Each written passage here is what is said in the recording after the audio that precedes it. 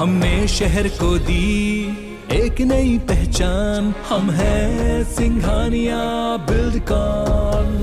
और ताजा अपडेट की बात करें तो 5 राउंड की अभी तक काउंटिंग हो चुकी है और कांग्रेस लगातार 6,603 वोटों से आगे चल रही है। लगातार सुबह 8 बजे से हमारे साथ अलग अलग पैनल भी जुड़ा हुआ है। इस वक्त कांग्रेस की तरफ से हमारे साथ सुरेंद्र शर्मा जी जुड़े हुए हैं, तो वहीं बीजेपी की तरफ से अपना पक्ष रखने के लिए संजय श्रीवास्तव जी भी हमारे साथ जुड़ गए हैं। आप दोनों का ही स्वागत है सर आज के इस पैनल पर। और आज हम पूरी तरीके से यहां पर एनालिसिस कर रहे हैं कि भाजपा कहां पर चूक गई है, कांग्रेस किस तरह से बढ़त हासिल कर रही है। मेरा पहला सवाल भाजपा से संजय श्रीवास्तव जी।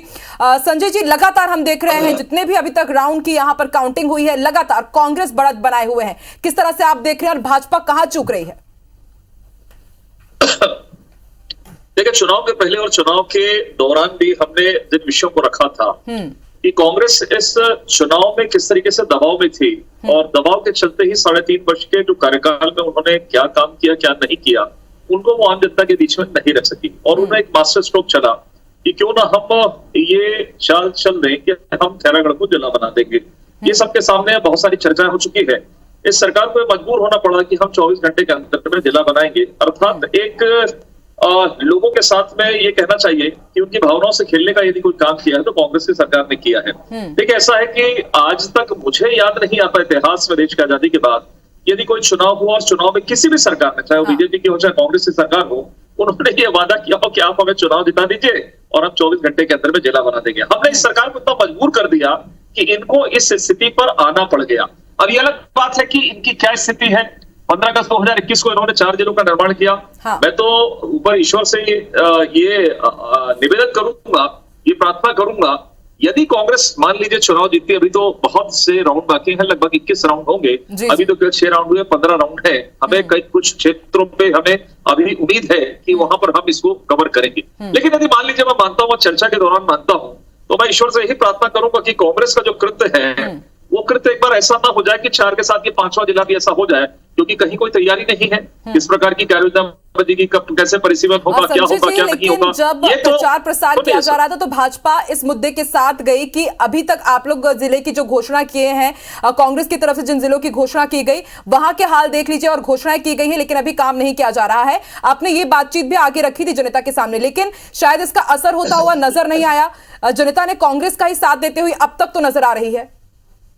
नहीं, देखिए, आज हम जब चर्चा करने के लिए बैठे हैं तो हमें बहुत डेप्थ तक चर्चा करने की आवश्यकता है। केवल हम यदि परिणाम आधारित करेंगे तो हम 2 शब्द भी आगे पीछे नहीं कह पाएंगे। हाँ, मैं स्वीकार करता हूं कि अभी वो 5वें राउंड में आगे, इससे ज्यादा हम चर्चा नहीं कर पाएंगे। लेकिन इस स्थिति तक आने के लिए कोई एक सरकार जो लोकप्रिय सरकार अपने को कहती है, उसकी स्थिति का आकलन तो करना पड़ेगा। देखिए, ऐसा है कि हमको 4 चुनाव यदि हम मान लीजिए इसको जोड़ के मैं 4था चुनाव भी हार गया हूं।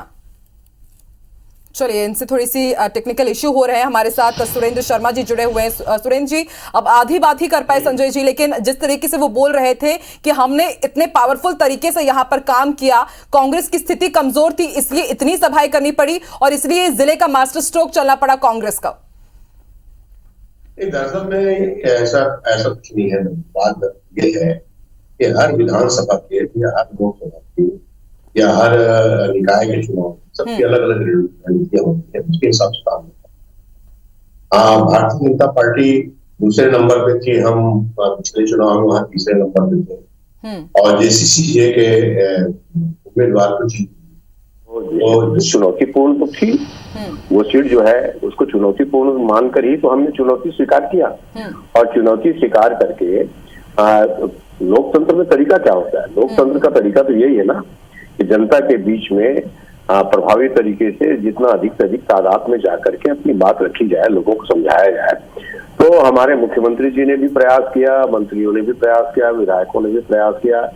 अब हमारे पास तो जनता के जनादेश से मुख्यमंत्री भी है, मंत्री भी हैं और विधायक भी हैं, तो ये तो बड़ी खुशी की बात है। जब हमारे पास है तो उनको काम पर तो लगाया जाएगा। तो सारे लोग काम पर लगे और सारे लोगों ने पिछले 3.5 सालों में छत्तीसगढ़ की सरकार ने जो काम किया है, तो कोई पहली बार नहीं है कि लोगों की सहमति, लोगों का आशीर्वाद हमको मिल रहा है। सन 18 के बाद जब भारतीय जनता पार्टी को 14 सीट में जनता ने सीमेंट दिया, 15 सीट में, तो उसके बाद हमने भारतीय जनता पार्टी से एक सीट छीनी दंतेवाड़ा की। फिर दूसरा चुनाव चित्रकूट का हमने अपनी पुरानी सीट को कायम रखा।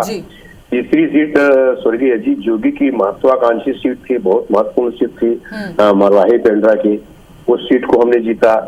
ये सीट भी हमारी नहीं थी, इसमें जेसीसीजे के उम्मीदवार स्वर्गीय देवव्रत सिंह जी निर्वाचित हुए थे। तो इस सीट को भी हम जीत रहे हैं। और नगर निकाय के चुनाव में, जनपद ग्राम पंचायत के चुनाव में लगातार छत्तीसगढ़ की जनता हमारे कामों को सराह रही है, हमको आशीर्वाद दे रही है, हमारे योजनाओं के प्रति, हमारी कार्यविधि के प्रति उनको संतोष है, वो संस्तुति दे रहे हैं, अपनी सहमति दे रहे हैं। और निश्चित रूप से हर विधानसभा में हर चुनाव की अपनी एक रणनीति होती है, उस रणनीति के तहत काम किया जाता है। ये जिला बनाने की जो घोषणा है, ये एक नया प्रयोग था। राजनीति में बहुत सारे प्रयोग होते रहे हैं। पहले तो बैलेट पेपर से चुनाव होता था, पेटियां रखी जाती थी, फिर ईवीएम मशीन आ गया, फिर प्रचार तंत्र के बहुत सारे तरीके बदल गए, घोषणा पत्र के तरीके बदल गए, संकल्प पत्र आने लगा। फिर अजीत जोगी जी ने तो पिछले चुनाव में शपथ पत्र दे दिया था बना करके। तो सब नए नए तरीके हैं, नए नए समय के हिसाब से, नई आवश्यकता के हिसाब से। कि यही कहना है कि ट्रेंड के हिसाब से आपने अपनी रणनीति बदली और इसको निश्चित तौर पर आपने चुनौती माना और तभी इसका असर दिख रहा है कि चुनौती को माना गया तो अब इसका रिजल्ट भी दिख रहा है। संजय जी, मेरा अगला सवाल आपसे कि आप बोल रहे हैं कि घबराई हुई थी कांग्रेस और इसलिए जिले का घोषणा यहाँ पर उनको करनी पड़ी कि अब गंडई, छुई खदान और खैरागढ़ को मिलाकर के जिला बनाया जाएगा।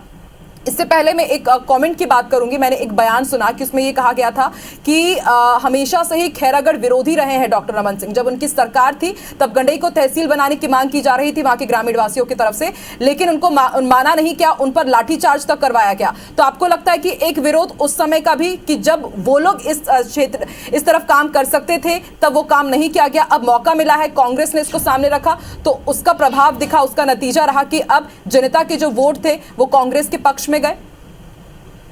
देखिए, ऐसा है, आपका प्रश्न प्रासंगिक है, आपका प्रश्न अच्छा भी, लेकिन उस पर जवाब भी बेहतर तरीके से आना चाहिए। बिल्कुल, मुझे ऐसा लगता है, देखिए, किसी भी सरकार के सामने 5 वर्ष का कार्यकाल होता है। प्रदेश में प्राथमिकताओं के आधार पर काम होते हैं। हम 15 साल सरकार में रहे, हमने 9 जिलों का निर्माण किया है। यहाँ पर 16 जिले थे, फिर 18 से 27 जिलों का निर्माण ले गए। वो बस्तर और वो ट्राइबल क्षेत्र जहाँ पर विकास के एक काम नहीं हो पाते थे, वहां पर अनेक जिलों का निर्माण किया है। हम वो लोग नहीं है जो चुनाव के मद्देनजर, मैंने कहा ना, देश की आजादी के बाद का एक आध उदाहरण बता दीजिए जिसमें एक उपचुनाव में ये कहा गया हो कि हम जिले का निर्माण करेंगे, 24 घंटे के अंदर करेंगे, 2 घंटे के अंदर में करेंगे, आपके घर में बैठकर कर देंगे, सुबह कर देंगे, 6 बजे, 5 बजे कर देंगे, आप वोट दे। मैं इस पर फोकस कर रहा हूँ। आप सरकार में बनाइए ना, कौन आपत्ति कर रहा है? हम उसको जिला यदि कोई बनता है तो वहां की जनता कोई विरोध करती है क्या? नहीं करती। ये स्वाभाविक सी चीज है। लेकिन तहसील का जो निर्माण हुआ, तहसील की पूरी प्रक्रिया हमारे समय हुई है। हमारी सरकार चली गई तब जाकर इनका तहसील के निर्माण की बातचीत आई है। नहीं तो पेपर्स में मैं चुनौती देता हूँ, पेपर्स को निकाल के दे दें। ऐसे अनेकों, आज समय नहीं है, नहीं तो मैं तो इतने काम हमने खैरागढ़ क्षेत्र में किए हैं जिस के बारे में यदि हम चर्चा करें तो घंटों लग जाएगा। देखिए, लेकिन आज विषय जो है वो चुनाव को लेकर है कि चुनाव में कांग्रेस क्यों आगे हो गई या बीजेपी क्यों पीछे हुए, हम किस तरीके से लड़े, आगे की रणनीति क्या होगी। देखिए, ये वही कांग्रेस है ना जो आज 4 चुनाव की बात करती है, 4 उपचुनाव जीत गए। 4 चुनाव को उल्लेख करूंगा तो सभी प्रक्रियाएं सामने आ जाएगी। ये 15 साल विपक्ष में थे, 15 साल विपक्ष में थे, उसके बाद ये पर आए। हम तो 4 चुनाव, अभी तो जनरल इलेक्शन बाकी है। असली लड़ाई तो जो है, असली लड़ाई होती है जनरल इलेक्शन के अंदर में। लेकिन आज हमको संतोष है, हमने चेहरों का भाव पढ़ा है, आम जनता के चेहरों का, कि उनके चेहरे पर क्या चीजें हैं। और ये सीधी सी बात है, ये आप भी समझ रहे, मीडिया भी समझ रहा है, हर व्यक्ति समझ रहा है कि इन्होंने जो चाल चली कि हम खैरागढ़ जिला बनाएंगे। स्वाभाविक रूप से आम आदमी को लगता है कि मेरे क्षेत्र में यदि जिले का निर्माण हो जाता है, और स्वयं मुख्यमंत्री जी का ये बयान है कि क्यों जनता देगी बीजेपी को वोट, 1.5 साल के लिए क्यों देगी? 1.5 साल के लिए वो चाहेगी कि सत्ता पक्ष में ही कोई विधायक बने और जिले का निर्माण हो जाए। तो मैं कह सकता हूँ इसका फायदा निश्चित तौर पर मिला है।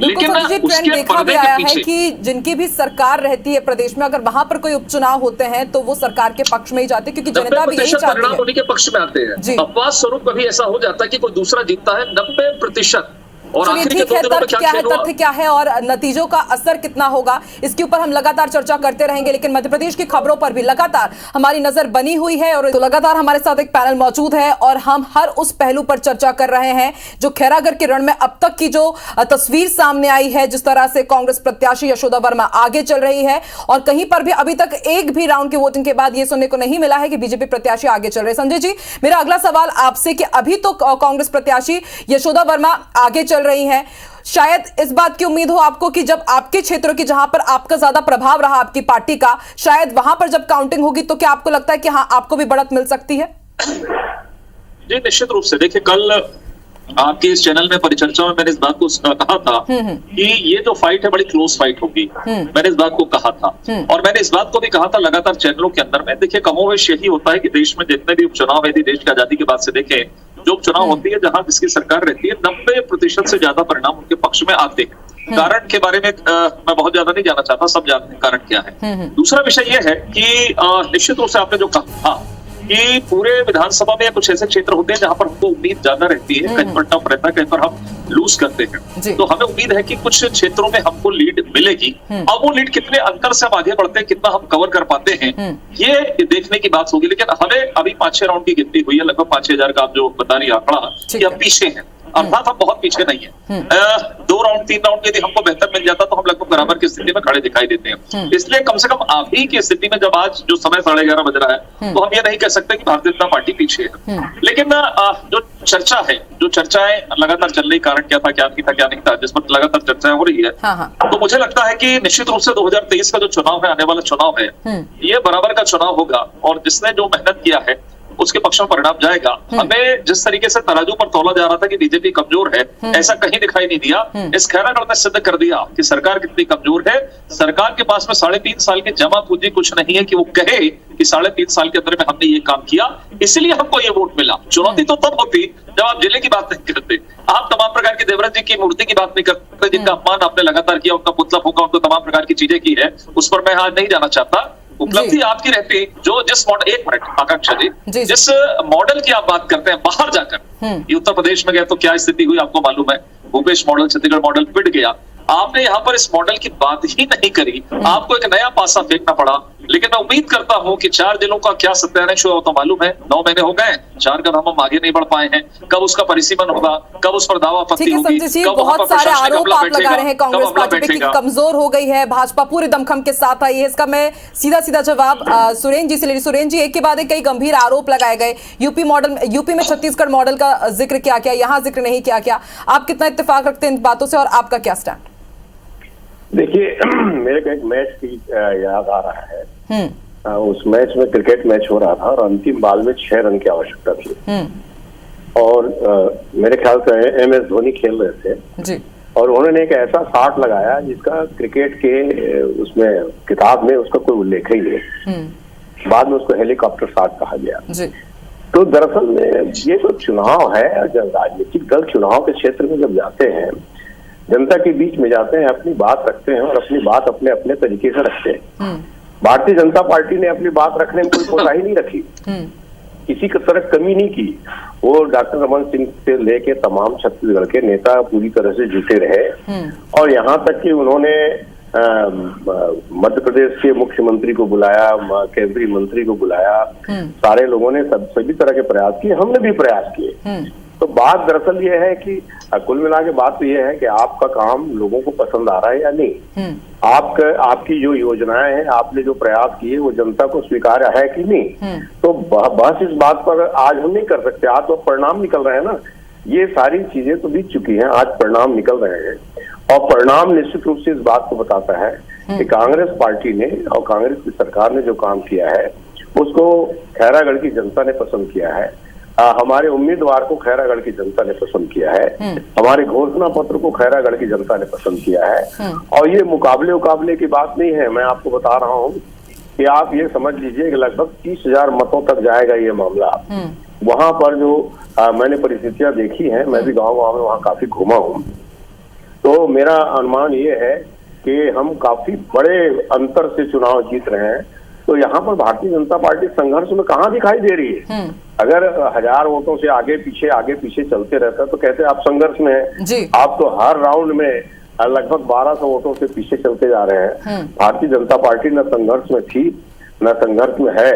और मैं तो ये कह रहा हूँ कि आने वाले चुनाव में भी छत्तीसगढ़ की सरकार ने जिस तरह से 3.5 सालों में सोरेन जी, आप बने रहिए हमारे साथ। इसी बीच बड़ी खबर भी हम आपको बता दें, रायपुर से मोहन मरकाम का भी बयान सामने आ चुका है। उन्होंने कहा है कि शुरुआती रुझान से अब हम जीत की तरफ आगे बढ़ रहे हैं और हमारी जीत 20,000 से भी ज्यादा वोटों से होगी। तो एक बड़ी जीत का दावा किया गया है पीसीसी चीफ मोहन मरकाम की तरफ से। और उन्होंने ये भी कहा है कि 2023 के सेमीफिनाले के जैसा ही होगा खैरागढ़ चुनाव और हम 20,000 से ज्यादा मतों से जीतेंगे। ठीक है संजय जी, एक बार फिर से मैं आपकी तरफ रुख करूंगी। अभी जैसा कि सोरेन जी बोल रहे थे कि अगर कम होता ये जो हार जीत का आंकड़ा है, पिछले चुनाव की अगर बात की जाए तो कोमल चंगेल जी सिर्फ 870 से कुछ वोट से पीछे रह गए थे, लेकिन इस बार जो जीत का आंकड़ा है वो बढ़ता ही जा रहा है। तो इसको आप किस तरह से लेते हैं? और सुरेन जी ने भी इसका उल्लेख किया और अब मोहन मरकाम का भी बयान आ गया है। और इससे पहले जब एक्सक्लूसिव बातचीत हुई थी अमरजीत भगत से तो उन्होंने भी कहा था कि 20,000 वोटों से ही हम जीत दर्ज करेंगे। तो क्या वाकई जो 870 का पहले एक वोट डिफरेंस था अब वो 20,000 पर जाता हुआ दिख रहा है? तो इससे भी क्या भाजपा कुछ सीखेगी या भाजपा इसको किस तरह से लेगी? नहीं, देखिए, हम हर एक चुनाव के परिणाम को गंभीरता से लेते हैं, चाहे हम चुनाव जीते चाहे हारे। और अगले दिन से हमारी रणनीति आगे के चुनाव की होती है जिसकी तैयारी हम करते हैं। देखिए, अभी बड़ी गंभीर चर्चाएं चल रही है। अभी सुरेन जी ने कहा, एक क्रिकेट की बात उन्होंने कि आखिरी गेंद पर जो छक्का मारा और हेलीकॉप्टर शॉट, तमाम प्रकार की बातें उन्होंने की, आधी अधूरी बातें करी। मैं बात को मानता हूं कि जो जीता है वो सिकंदर होता है, जैसे भी जीते, ये बात को मैं मानता हूं। लेकिन ये चुनाव, ये आम आदमी और प्रदेश की जनता की जनभावनाओं और भावनाओं के अनुरूप वो आदमी वोटिंग करता है कि सरकार हमारी बात करेगी जो हमारे साथ वादे किए गए हैं। ये वो क्रिकेट नहीं है कि मजे लेकर हम चले गए क्रिकेट में। इसलिए मुझे ऐसा लगता है कि आप तो उसको खुद स्वीकार कर रहे हैं कि चुनाव के अंदर में सब चलता है, अर्थात काम हो ना हो, शराबबंदी हो ना हो, बेरोजगारी भत्ता मिले ना मिले, जिलों का निर्माण हो ना हो, लेकिन हमने अपनी स्ट्रेटेजी से खेल खेला और हम जीत गए। मैं कम से कम इसको क्रिकेट के रूप में मत ले। ये आम जनता के 5 साल का विश्वास किसी भी एक पार्टी के प्रति होता है, इसलिए थोड़ी ईमानदारी बरतनी चाहिए, क्योंकि धोखेबाजी केवल 5 साल के लिए चलती है, लंबी नहीं चलती। इसलिए आप कहां पर खड़े हैं, आप क्या कह रहे हैं, इस बात को समझ लीजिए। दूसरा विषय ये है कि जो देवव्रत सिंह जी की बात आपने करी, देखिए, देवव्रत सिंह जी मूलतः कांग्रेसी, इसमें कहीं कोई आपत्ति नहीं है, मूलतः कांग्रेसी, जो कि कांग्रेस में चले गए और अंतिम समय में जब वो नहीं रहे, उस समय चर्चाएं ये थी कि वो कांग्रेस में आना चाहते हैं। उनकी जो प्रथम पत्नी है, मैं ध्यान नहीं है, पत्नी ने एक सपोर्ट भी किया चुनाव के दौरान कि हम कांग्रेस को समर्थन करते हैं। अर्थात जोगी कांग्रेस ये कह सकते हैं कि उस क्षेत्र में वहां पर जो है विषय वो कांग्रेस को समर्थन करते हुए नजर आई। पिछला चुनाव ट्रायंगल फाइट का था। वो सब जीते, एक बड़ा वोट बैंक उन्होंने अर्जित किया था पिछले चुनाव में। ये माना जा सकता है कि वो वोट बैंक कहीं ना कहीं शिफ्ट कांग्रेस की तरफ होता हुआ दिखाई दिया। हमारा वोट बैंक कम नहीं हुआ, वो कहीं ना कहीं शिफ्ट हुआ, जिसका फायदा इनको मिला है। एक कारण इनके जीत का, यदि ये जीतते हैं या आगे बढ़ते हैं तो एक कारण ये भी होगा, जिले की जो धोखेबाजी हुई वो तो हुई है, तीसरी बार हुई है। अब कल बन जाए तो बहुत अच्छी बात है, कहीं दिक्कत की बात नहीं है। लेकिन मैं तो ईश्वर से प्रार्थना करता हूँ 4 उपचुनाव मत और हो जाए भैया, नहीं तो 4 जिले और ये घोषित कर देंगे। प्रशासनिक व्यवस्था रहे नहीं रहे, पैसा रहे नहीं रहे, जिला बनाओ, चुनाव जीतो। इस स्थिति पर कांग्रेस खड़ी दिखाई दे रही है, लेकिन मुझे लगता है ये ठीक व्यवस्था नहीं है। और जो चुनाव का अंतिम परिणाम होगा उसको हम स्वीकार करेंगे, कहीं दिक्कत की बात नहीं, लेकिन हमें उम्मीद है। तो संजय जी, आप भी मान रहे हैं कि अलग अलग मुद्दों के साथ बीजेपी भी आई? मैंने कुछ नोट डाउन किया हुआ था कि सीएम शिवराज सिंह चौहान आए, फिर उसके बाद पूर्व मंत्री बृजमोहन अग्रवाल ने बुलडोजर वाले की भी बात की कि जब रिजल्ट आ जाएंगे तो फिर बुलडोजर की राजनीति हम देखेंगे। कहीं ना कहीं रामराज का भी सहारा लिया गया। धान बोनस को लेकर के भी केंद्रीय मंत्री प्रहलाद पटेल आए थे, उन्होंने भी उसको लेकर बयान दिया, हालांकि उसका काफी ज्यादा विरोध किया गया। तो अलग अलग मुद्दों के साथ भी आम आए, लेकिन इन सब का पलड़ा भारी हो गया कांग्रेस के जिले के मास्टर स्ट्रोक के साथ। ये आप मानते हैं? नहीं, देखिए, वो तो स्वयं कांग्रेस के लोग स्वीकार कर रहे हैं कि हम चुनाव जीतने के लिए कुछ भी करेंगे, जैसा कि बयान आ रहा है सुनील शर्मा जी का। अर्थात प्रदेश कहीं भी जाए, हमको चुनाव जीतने के लिए हम प्रदेश को किसी भी ओर ढकेल देंगे। आगे प्रदेश की स्थिति क्या रहेगी इससे हमें कहीं कोई मतलब नहीं। और याद नहीं, ये भूपेश बघेल की सरकार ने, ये तो देश की आजादी के बाद से कांग्रेस का यही हाल रहा है। जब ये सरकार में रहे, अपने लाभ के लिए इन्होंने सब कुछ किया है, सत्ता सुख भोगने के लिए सब कुछ किया।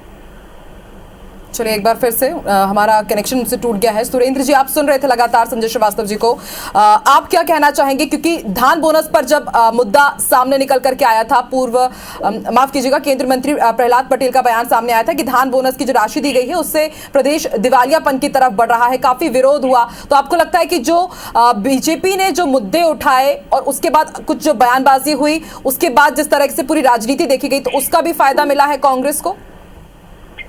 देखिए, अभी जो संजय श्रीवास्तव जी बोल रहे थे उस बात का जवाब देना बहुत जरूरी है जी। और उद्देश्य बहुत कुशल, बहुत तेरे। हमको क्या होना चाहिए, क्या नैतिकता है, क्या अनैतिकता है, क्या कांग्रेस को करना चाहिए, क्या नहीं करना चाहिए, क्या कांग्रेस ने किया, क्या नहीं किया, इस बात का ज्ञान देने वाले क्या इस बात को भूल जाते हैं कि 15 लाख का आश्वासन किसने दिया था? क्या इस बात को भूल जाते हैं कि 2 करोड़ लोगों को नौकरी देने का आश्वासन किसने दिया था? क्या इस बात को भूल जाते हैं किसानों की आमदनी दोगुनी करने की घोषणा किसने की थी? क्या इस बात को भूल जाते हैं कि पाकिस्तान से एक के बदले 10 सर लाने की घोषणा किसने की थी? क्या इस बात को भूल जाते हैं कि वही मुख्यमंत्री जब गुजरात के हुआ करते थे तो कहा करते थे एफडीआई से देश बिक जाएगा, और आज 100% एफडीआई लागू कर दिया। क्या वही मुख्यमंत्री कहा करते थे कि अगर रुपये की कीमत गिरती है तो देश की इज्जत गिरती है? क्या वो भूल गए इस बात को? क्या भूल गए इस बात को कि महंगाई कम होनी चाहिए कि नहीं होनी चाहिए का नारा लगाने वाले कौन थे? आज महंगाई कहाँ है? आज पेट्रोल डीजल की कीमत कहाँ है? आज विदेशी धन कितना आया देश को बताते क्यों नहीं? इस तरह से अब जब सारा कुछ खत्म हो गया तो हिंदू मुस्लिम की बात करो, इसकी बात करो, धर्म की बात करो, देश को लड़ा दो, देश का भविष्य क्या होगा, देश की सामाजिक स्थिति क्या होगी, इन सब चीजों के बजाय आप राजनीति के लिए कुछ भी करेंगे। हमने जनता की मांग से एक जिला बनाने की घोषणा की, जनता ने उसको पसंद किया। आपको तकलीफ है, आप हमको ज्ञान दे रहे हैं, आप हमको नैतिकता की बात सिखा रहे हैं। तो भाई साहब, आप एक बात को याद रखिए, जब आप हमारी तरफ एक उंगली दिखाते हैं तो 3 उंगली आपकी तरफ होती है। हर बात का जवाब हमारे पास है। आज कांग्रेस पार्टी देश में कमजोर स्थिति में है, निश्चित रूप से उसने गलतियां की होंगी तब कमजोर स्थिति में है, मगर आप इस बात को मत भूलिए कि देश का संविधान उसी ने दिया, देश की आजादी भी उसी ने दी, और ये देश कांग्रेस के विचारधारा को स्वीकार करता है और आपको भी स्वीकार करना पड़ेगा। अंततः आपको गांधी का नाम लेना ही पड़ता है, अंततः आपको सरदार पटेल का नाम लेना ही पड़ता है। आप नेहरू जी से घृणा भले ही करें, मगर नेहरू जी के बनाए हुए तरीके, नेहरू जी के बनाए हुए एम्स और उनके तमाम तरीकों से बाहर निकलने का कोई रास्ता नहीं है। विदेश में आप जाते हैं तो ये देश नेहरू के नाम से जाना जाता है, गांधी के नाम से जाना जाता है। तो दरअसल में राजनीति में चुनाव के लिए कुछ भी करने की रणनीति तो भारतीय जनता पार्टी की है। हमने तो जनाकांक्षा को पूरा करते हुए जिला बनाने की घोषणा की है, और इस प्रचंड जीत से भारतीय जनता पार्टी व्याकुल कौन है, ये बहुत बड़ा प्रश्न है। जी ठीक है, मैं संजय जी से इसका उत्तर ले लेती हूँ। जी देखिए आकांक्षा जी, मैंने तो प्रदेश स्तरीय आरोप लगाया कि इतना बौखला गए कि देश की आजादी तक चलेगा और देश की आजादी के बाद चलेगा। चलिए मैं भी वहीं से प्रारंभ करता हूँ। देश की आजादी और देश के विभाजन का कलंक यदि किसी के माथे पर है तो कांग्रेस के माथे पर है। 2 व्यक्तियों की महत्वाकांक्षा के लेकर मुझे प्रधानमंत्री बनना है। इस देश का विभाजन धर्म के आधार पर यदि किसी ने कराया तो कांग्रेस ने कराया, इसके लिए कोई दोषी है तो आपकी पार्टी कांग्रेस दोषी है। मैं यहां से प्रारंभ करता हूं। महात्मा गांधी का नाम लेकर जब महात्मा गांधी ने कहा था कि कांग्रेस को समाप्त कर देना चाहिए, लेकिन नेहरू जी जो कांग्रेस के नेता थे, जिनको सत्ता भोगना था, उन्होंने कांग्रेस को समाप्त नहीं किया। ये उस महात्मा गांधी की बात करते हैं। गांधी का आवरण ओढ़कर राहुल गांधी, सोनिया गांधी, प्रियंका गांधी, आखिर गांधी क्यों? आखिर मूल चीजें क्यों नहीं? यदि इस देश के अंदर में राम मंदिर बनता है तो उसका विरोध करने वाले आप लोग, कपिल सिब्बल आपके नेता है कि नहीं? आज स्वीकार कर लीजिए, है कि नहीं? एफिडेविट कौन दिया था? शपथ पत्र। ये हिंदुस्तान हिंदुओं का देश है, ये हिंदुओं का बहुल देश है, बहुसंख्यक देश है। यह हमारी आस्था है, ये हमारा विश्वास है, ये हमारे संस्कार है, और इस संस्कार और आस्था के खिलाफ हम राजनीति में काम करते। इसका मतलब ये नहीं कि हम अपने धर्म को समाप्त कर दें, हम अपनी आस्थाओं को कुचल दें राजनीति के चक्कर में, वोट बैंक बटोरने के लिए हम तुष्टीकरण के चक्कर में अपने धर्म को समाप्त कर दें। हमारी आस्था पर यदि कोई चोट करे, राम मंदिर पर कोई हमला करे तो हम चुप रहे। हम वो लोग नहीं है, हम केवल सत्ता भोगी लोग कांग्रेसी के टाइप नहीं है। इस समाज की व्यवस्था बेहतर तरीके से चले, सब में समानता रहे, उसके लिए हम राजनीति के क्षेत्र में काम करते हैं। हम इसके लिए नहीं करते हैं, हम उस वंशवाद के खिलाफ में हम पैर पे जाकर झुक नहीं जाते हैं। गांधी परिवार के आज 25 साल हो गए, जवाब लीजिए, क्यों नहीं कांग्रेस का देख बदल रहा है? G23 मेरी टीम नहीं है, G23 आपकी टीम है जो सवाल खड़ा कर रही है, जिन्होंने 50 साल कांग्रेस में काम किया कि इनके नेतृत्व में कांग्रेस आगे नहीं बढ़ सकती। क्यों नहीं मुंह से आवाज निकल रही है? संजय जी, आप जितनी भी बातें कर रहे हैं, लेकिन इसका असर इस बार खैरागढ़ के उपचुनाव में तो नहीं देखने को मिला। आप लोक लुभावन वादे की बात कर रहे हैं, जिले की घोषणा की बात कर रहे हैं, लेकिन विष्णुदेव साय का भी एक बयान मुझे याद है, उन्होंने कहा था कि आप कांग्रेस को हराइए और धान की राशि आप एक मुश्त पाइए। आपकी तरफ से भी इस तरह के वादे किए गए हैं। क्या दिक्कत है उसमें? क्या दिक्कत है? जो लोग 25 रुपए का वादा करके 25 रुपए नहीं दे रहे हैं, उनका खुलासा कौन करेगा? विपक्ष करेगा ना। मैं तो सुरेंद्र जी बैठे हैं, किताब निकाले, पेन हाथ में पकड़ ले, मैं नहीं पकड़ा हूं हाथ में। हम केवल पहले ही वादे की बात मैं कर रहा हूं। चलिए बैठ के बात करते हैं, पेन कॉपी निकाल लीजिए कि जब आप सरकार में आए थे आपने कहा था 25 रुपए देंगे। चलिए मैं यहीं पे बात करता हूँ। आपने कहा 685 रुपए अंतर की राशि हर एक किसान को याद होगा, आपको भी याद होगा आकांक्षी जी। और 685 इन्होंने कहा था कि हम प्रति एकड़ 15 क्विंटल धान खरीदेंगे, 15 क्विंटल। जबकि राहुल गांधी जी क्या कहते हैं, हम पूरा धान खरीदेंगे। कोई बात नहीं, वो तो क्या कहते हैं क्या नहीं कहते सबको मालूम है। 15 क्विंटल के हिसाब से भूपेश बघेल जी जोड़ दें 685 के हिसाब से कितना पैसा होता है? 12,250 होता है। आज 9,000 प्रति एकड़ क्यों दिया जा रहा है? 15 क्विंटल का 9,000 क्यों दिया जा रहा है? क्या दर है? क्यों 12,250 की बात जब आपने किया तो 9,000 क्यों दिया जा रहा है? मेरा एकमात्र सवाल है। उसका जवाब यदि कोई कांग्रेस का नेता दे दे, जो अपने को किसान समर्थित कहता है, किसानों का समर्थक कहता है, किसान पुत्र कहता है, यदि किसी में हिम्मत है तो उसका जवाब दे कि जब 685 रुपए के हिसाब से 12,250। ठीक है, आपके इन तमाम सवालों का जवाब मैं सुरेंद्र जी से ले लेती हूँ। सुरेंद्र जी, आपसे सीधे तौर पर या फिर जो किसान समर्थित नेता है उनके सबके तरफ से आपसे उत्तर मांग रहे हैं। ये दरअसल में देखिए, मैं बीच में हस्तक्षेप नहीं करता और मैं उम्मीद करता हूं कि संजय भाई भी हस्तक्षेप नहीं करेंगे। इन्होंने बहुत सारे प्रश्न उठाए और ये जो देश के सामने, मैं सारी बातों को जवाब दूंगा ना, देश के सामने जो कंफ्यूजन क्रिएट करते हैं, देश को एक तरह से भुलावा देने की कोशिश करते हैं कि गांधी और नेहरू की वजह से, उनकी महत्वाकांक्षा की वजह से देश का बंटवारा हुआ। ये इतनी झूठी बात करते हैं, ये तथ्य को पढ़ते नहीं है, तथ्य को बताते नहीं, इतिहास को बदलने की बात करते हैं और पूरे देश को एक तरह से भ्रमित करने का प्रयास करते हैं। राम मंदिर का जहां तक प्रश्न है, हम तो राम भक्त हैं, हम तो कहते हैं कि आप राम का नाम मत लीजिए, राम को मानिए ना। इन परिस्थितियों में अगर आज की परिस्थिति कोई आती है, हमारे सामने खड़ी होती है, तो वहां श्री राम की क्या प्रक्रिया होती, भगवान राम की क्या प्रक्रिया होती? ऐसे कदम आप उठाएंगे तो दुनिया आपकी पूजा करेगी। राम के नाम से सत्ता हासिल करने के प्रयास करना, लोगों की भावनाओं के साथ खेलना। हकीकत बताइए आप। नहीं, देखिए बीच में मत बोलिए संजय भाई, मेरी बात पूरा सुन लीजिए। नहीं, मेरी बात पूरा सुन लीजिए, उसके बाद आप जवाब दीजिएगा, कोई दिक्कत नहीं है। आपकी बात मैं सुनने को बिल्कुल तैयार हूँ, उसमें मेरे कोई परेशानी नहीं है। आपके अपने विचार हो सकते हैं, मेरे अपने विचार हो सकते हैं, हम असहमत हैं, मगर विचारों में असहमत है, सुनने के लिए असहमत नहीं है। आपकी बात मैं सुनूंगा, मेरी बात आप सुनिए। तो ये इस तरह के भुलावा देते हैं। अब किसानों की बात आती है, तो आप एक बात समझ लीजिए, हमारी सरकार ने 2500 रुपए धान खरीदने की घोषणा की। 2018 में हमारी सरकार बनी, नवंबर में भारतीय जनता पार्टी की सरकार धान खरीदना शुरू कर चुकी थी। याद कीजिए आप, जब 17 दिसंबर को हमारी सरकार बनी तो जितनी धान खरीदी हुई थी उसका हमने 2500 रुपए धान का भाव दिया भी, एक मुफ्त दिया। किसानों के खाते में 2500 रुपए के हिसाब से धान का भाव गया। अब केंद्र की सरकार ने उस वक्त कोई अड़ंगा नहीं डाला। क्यों नहीं डाला? क्योंकि मई में लोकसभा चुनाव था।